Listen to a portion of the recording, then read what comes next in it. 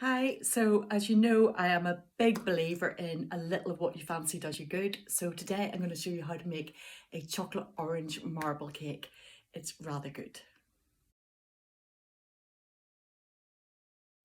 So we're just going to mix together the butter and sugar. When the mixture is pale and fluffy, just adding our eggs and we'll beat that together. Now I'm just going to add the flour a bit at a time.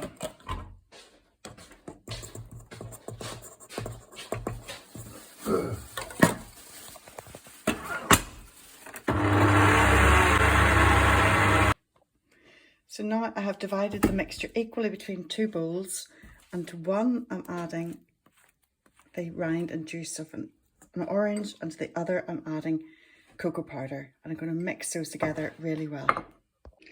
So now all I'm doing is alternate dollops of each mix. I'm going to alternate the lower level and then swap over on the top and keep going like that.